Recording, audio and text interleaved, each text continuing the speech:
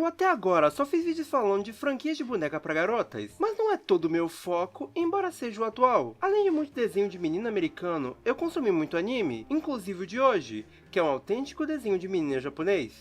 O país muda, mas acho que eu não mudo. Nisso, eu pensei que queria falar mais de um dos meus animes favoritos, e que foi tema do segundo vídeo do canal, o que quase torna ele especial. Mas como falar da série por si só é algo que todo mundo já fez, eu queria ser diferente e falar de algo que eu acho que nenhum brasileiro fez. Comentar dos poucos comentados filmes de Sakura Card Captor. Uma versão pocket dos vídeos ensaios de meia hora, já que ao invés de 200 filmes, aqui são só 2. Então, deixando de enrolação, vamos falar dessas lindíssimas pérolas esquecidas.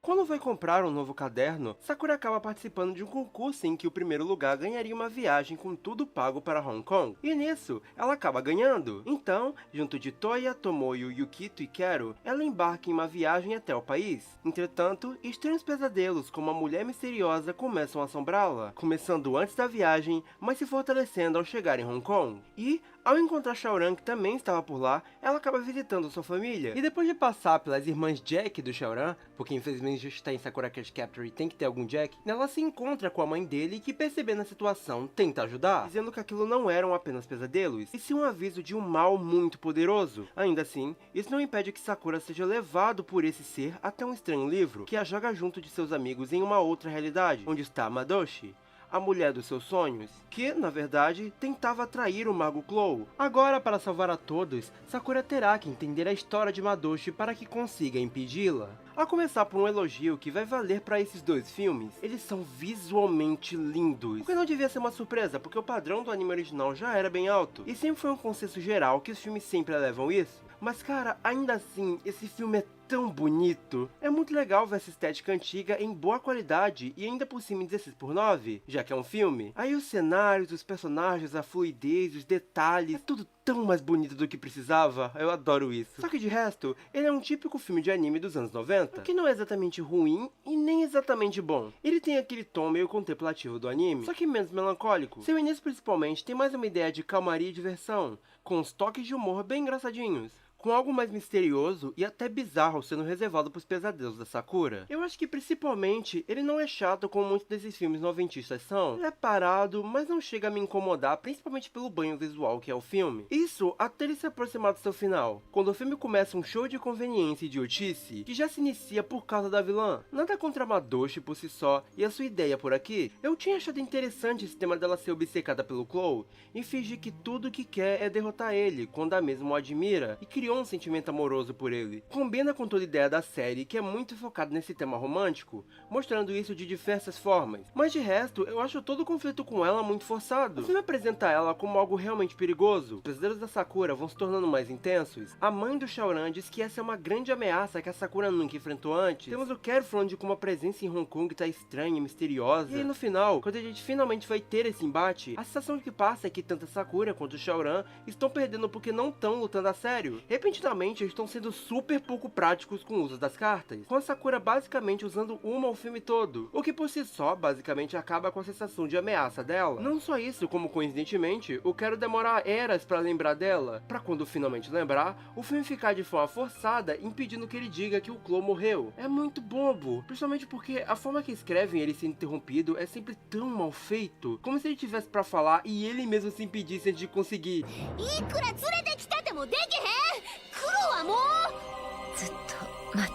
A forma como o filme começa a parecer ficar em slow motion é realmente bem irritante. Tem um momento que eles parecem que estão propositalmente fazendo tudo se mover de forma mais lenta. Sequências inteiras parecem durar muito mais do que elas precisam, e as lutas são muito decepcionantes. Se na série, com as ameaças padrão, eles exigiam criatividade e inteligência da Sakura para resolver muitas dessas situações, misturando os poderes para conseguir recuperar as cartas, você espera que na tal grande ameaça também seja assim? Na real, espera que seja justamente o momento que ela mais vai ter que ralar. Mas como eu falei, a Sakura e o Shaoran parecem ficar menos espertos. Aí você tem essa excelente animação nessas lutas super tediosas. Tudo isso pra no final, a resolução ser só a Sakura finalmente falando que o Clu morreu. E eu acho a tentativa de criar um paralelo aqui tão fraco. Esse filme quer passar uma mensagem de que você deve confessar o que você realmente sente para as pessoas que você gosta antes que seja tarde demais. O que é uma ideia muito boa. Só que eles usam isso justamente para fazer uma comparação entre o que a Sakura sente pelo Yukito e pelo que a Madouchi sentia pelo Clow. Mesmo sendo um amor unilateral, eu não gosto quando emplaco esse sentimento dela como algo super forte e não uma paixonite inocente de criança. Fazer a Sakura falar que não ia se perdoar se não conseguisse falar seu sentimento e até chorar pensando em não conseguir fazer isso é tão... Perderam a chance de criar esse paralelo usando a mãe dela, partindo do sentimento só de perder uma pessoa que ama, e não saía da ideia do anime. Afinal, o amor maternal ainda é amor. Seria bem mais bonitinho e até geraria mais impacto. Ter a família do Shaoran aqui com a mãe dele só ajudaria a criar essa conexão. Ela vendo ele tendo esse sentimento maternal que ela nunca teve muita oportunidade de ter. Sinceramente, se tornaria um filme muito melhor. A questão de canon dele me deixou meio curioso também. Da primeira vez que eu vi, eu nem pensei muito nisso, porque geralmente eu só deduzo que esses filmes antigos não são canônicos, mas eu comecei a pensar o quão comum é esse tipo de filme adicionar algo como parente de um personagem principal e toda uma mitologia sobre eles. Tipo, a mãe do Shaoran é realmente uma peça-chave durante toda a história, o que me fez pensar se esse filme não tinha um fundinho do mangá. E bom, aparentemente não. Só que eu lembrei que o anime de Sakura por si só é uma obra à parte do mangá. Tipo, os fillers dele se encaixam diretamente com a história principal. A Meilin, por exemplo, tem muito mais aparições do que ela tem no mangá. E por isso, meio que sim, ele é canônico pro anime. O que é meio engraçado na minha cabeça, porque não era tão comum. Mas eu acho bom como, apesar de tudo, os personagens no geral não estão descaracterizados. Não em personalidade e forma de agir no geral. Tá todo mundo bem condizente. Eu queria comentar principalmente como eu gosto muito do Quero e tinha esquecido de como. Adoro esse tom de respondão convencido, mas fofo dele. Ele não é egocêntrico de forma maldosa, ele se acha bastante, mas é sempre nesse tom meio inocente e bobo. É um dos poucos mascotes desse tipo de anime que consegue ser engraçado, fofo e útil. E eu amo ver ele interagindo com o mundo e as garotas. Sim, esse vídeo inteiro na verdade era pra elogiar o Quero e você caiu na minha arapuca até agora. Brincadeiras à parte, é um filme até que bem legal, se você quer só relembrar dessa criançada gente boa, mas é extremamente simples e bem mal executado. Só que, acho que na categoria de filmes fillers de anime, ele tá numa posição até que alta. Não porque ele é necessariamente bom, mas porque a concorrência não tá vindo muito forte. Antes da gente ir pro próximo, se lembra de dar like, se inscrever e apertar o botão de hype caso disponível, porque como eu sempre digo, isso ajuda bastante.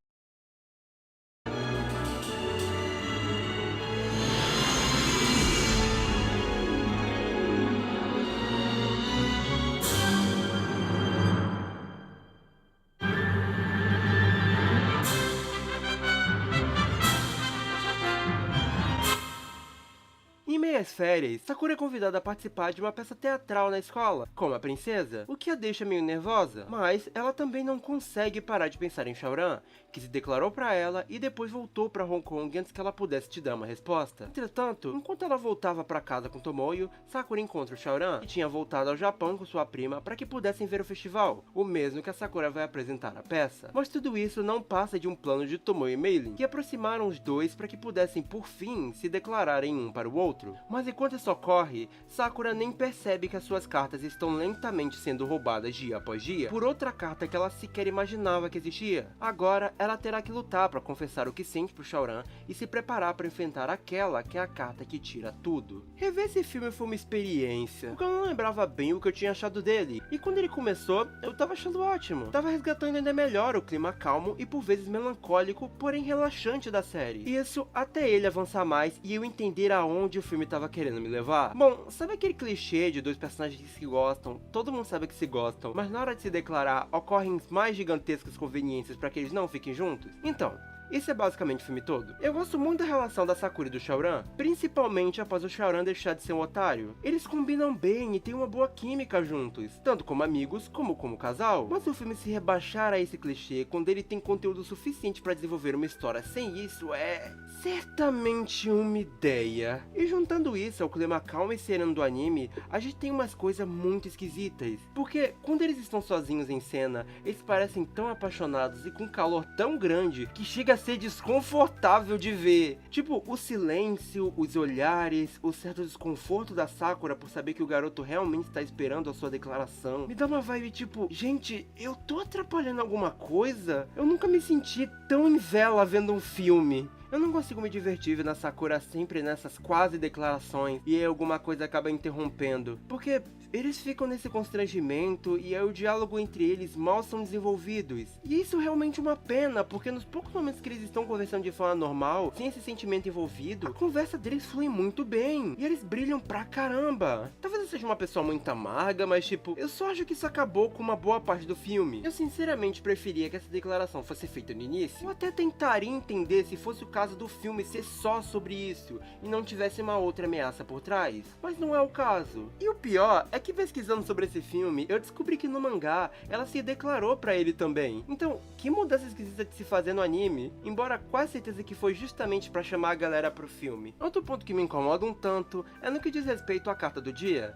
Sabe, a tal carta selada. A ideia dela é que ela era muito poderosa, mas que todas as outras cartas da Sakura, e ela foi selada embaixo da casa que o Eiryo estava morando, e foi demolida, e por isso ela se soltou. O motivo dela ser selada assim, é que de acordo com o próprio Eiryo, as cartas Clow têm a função de criar, já a carta selada tem a função de tirar. E embora esse diálogo seja muito duro, eu acho essa origem pra carta um tanto confuso. Tipo, que coincidência enorme só o Clow saber dela. E ele nunca achar conveniente contar isso pra mais ninguém, pra eles ficarem de olho em algo tão forte assim. Esse é aquele tipo de conveniência que esses filmes de anime sempre caem. Eu acho tão engraçado.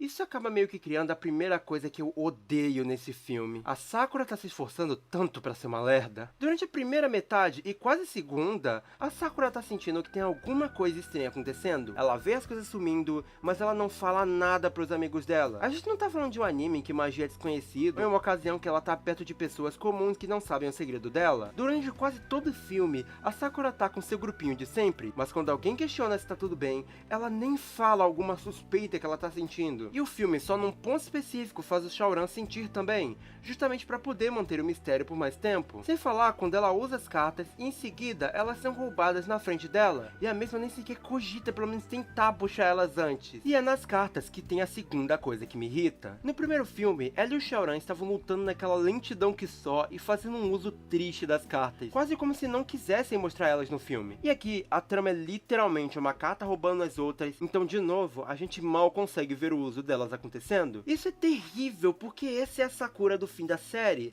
aquela com mais pensamento de combate, que sabe usar as cartas ainda melhor. Ver mais cenas de ação dela assim, numa animação de escala maior, ia ser iradíssimo. E eles até fazem ela ficar com alguma das cartas, o que por si só já seria uma forma legal de criar lutas boas, por ela tendo que ser mais esperta, já que tá mais limitada. Mas aí elas são puxadas no primeiro uso e nada ocorre feijoada. E nós temos de novo o coitado do Shaoran indo pra porrada pra sumir do filme.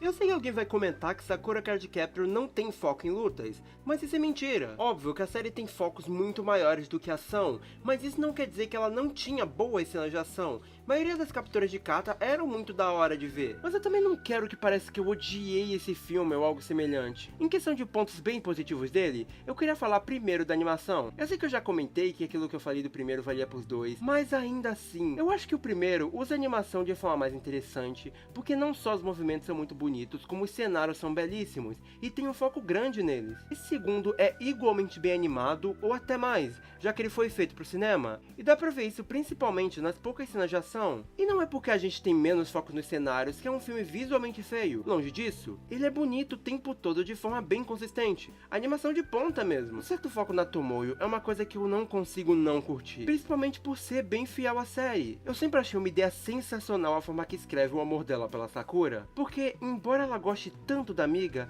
ela não fica triste da mesma não amar de volta, porque esse amor concede a ela a vontade de ver a mesma sendo feliz. Então, se pra isso ela tem que ajudar a Sakura a ficar com Shaoran, ela vai fazer de tudo pra que isso aconteça, porque deixar a amiga com essa dor de nunca poder se confessar é torturante pra ela também. Só estar perto da Sakura é uma forma que ela sente de ter o seu amor correspondido. E eu não sei se alguma outra obra tem um amor tão puro dessa forma, mas eu gosto muito da relação delas duas. Algo que também apoia muito o filme a não ficar insuportável com todo esse ponto que eu comentei das quase confissões é principalmente as interações do Xiaoran com outros personagens, em especial o Toya e o meu amado Quero. Principalmente com Quero, porque eu sempre achei hilário como, mudando como for, o Xiaoran continua detestando ele. Só que o ponto alto desse filme é a sua cena final. É muito fofa a forma que eles usam pra vencer a carta selada, e também toda a construção dessa cena. Tinha esse lance de que, ao selar a carta, a Sakura acabaria perdendo seu sentimento mais precioso, que seria, nesse caso, o amor que ela sente pelo Xiaoran, o que inicialmente deixa ela frustrada.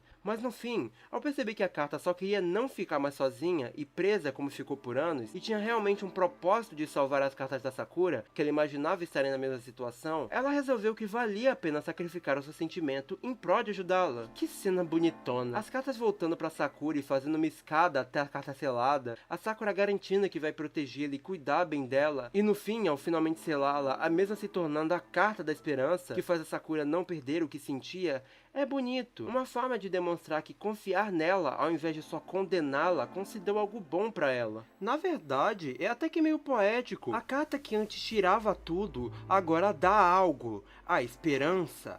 E o momento final dela com o Xiaoran é realmente muito bonitinho, apesar de tudo. Como eu comentei, eu não odeio esse casal. Uma curiosidade adicional é que, provavelmente você conhece esse filme, já que ele foi dublado em português diferente do outro. É provável que eles trouxeram ele primeiro porque era o fim da série e seria muito mais sucesso. Então priorizaram o que parecia que daria mais dinheiro. Eu não vou falar muito da dublagem em si, porque eu sou tipo hater número 1 da dublagem de Sakura Card Captors, por inúmeros motivos. Mas a história dessa dublagem é um tanto engraçada, então eu queria falar dela. Basicamente, a série original foi dublada nos estúdios da BKS, mas o filme, entretanto, como foi pego por outra distribuidora, foi mandada pra Alamo, o que não seria um grande problema, porque muitas produções trocam de estúdio. Se não fosse o caso de que a Márcia Regina, que dirigiu essa dublagem, não fazia a menor ideia de qual era o elenco original. Então, ela procurou em revistas de fãs. Nisso, uma parte do elenco tava ali bem fidedigno, tirando tipo uma galera que mal aparece, como a Sonomi e a Kaho. Mas é aí que vem o pulo do gato. Se você viu esse filme dublado, deve saber que essa não é a primeira voz da Sakura, a Daniela Piquet, e sim, a Marli Bortoleto. A razão oficial disso ter rolado, de acordo com o que eu li lá no G-Box, é que a mãe da Marli era a dona do BKS, o estúdio da série, e pegaria mal ela indo pra outro estúdio gravar a personagem. Tanto que depois rolou uma redublagem parcial do filme,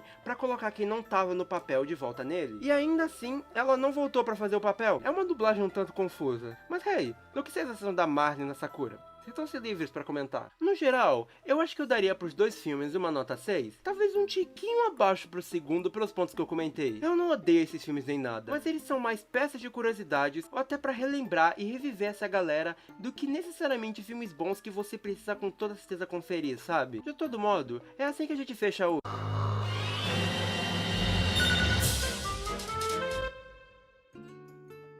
Quando Sakura dá alguns takoyakis para Quero e Spinal, eles comem de forma energética até sobrar apenas um. Eles brigam para decidir quem vai comê-lo, entretanto, Quero acaba acidentalmente jogando ele para longe. E agora, eles irão disputar para ver quem o pega primeiro para comer. É, eu sei, isso não é um filme. É um curtinha de 10 minutos que vem como extra do DVD do segundo filme. Mas essa é a única oportunidade que eu tenho de falar dele, então me deixa. Pra mim, essa é a coisa mais legal que tem nesse segundo filme. Não só porque eu amo o Quero e o namoradinho dele, sim, eu sei que eles não são canonicamente um casal, mas esses dois são absurdamente gays, a culpa é da animação e não minha. Mas porque eu acho que toda essa energia e humor bobo é totalmente a minha cara. A gente tem eles voando e brigando de um lado pro outro e dando a vida pra pegar o takoyaki. E as coisas vão escalando de uma forma tão divertida de ver. É tão adorável e ao mesmo tempo hilário. Sem falar que, mesmo sendo algo que não tem importância direta pra trama, a animação dele é absurdamente fluida. E essa dinâmica genial de personalidade doce dos dois virando rivalidade é tão boa. Ver esse curta me fez querer ter uma série de episódios de 10 minutinhos entre esses dois. Eu daria a minha vida por eles.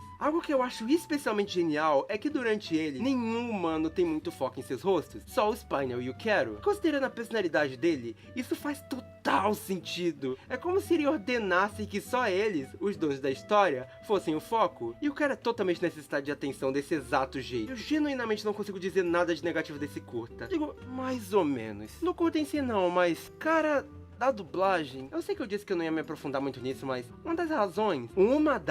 não a única, eu não curti a dublagem de Sakura Card Captor é a voz do Quero. Nada contra o Ivo Roberto, até porque ele só foi escalado e fez o trabalho dele, mas eu odeio esse lance que a dublagem brasileira tem de pegar esses personagens mascotes, principalmente do sexo masculino, e transformar eles em alívio cômico com vozes caricatas. Foi algo que rolou com o Pack de ReZero também, inclusive. No original, a voz do Quero é excepcional. Ele tem uma voz fina e fofa, mas ao mesmo tempo, ele tem esse tom de atentado que funciona perfeitamente com ele. Já no Brasil, ele tem a voz do Babidi por alguma razão, que não só é muito feia, como torna também ele muito menos engraçado. Mas enfim, esses são os dois filmes de Sakura Card Captor. Conclusão geral, eles são ok. Inscreve, dá like, e todos esses negócios que vocês sabem como funciona. Tchau!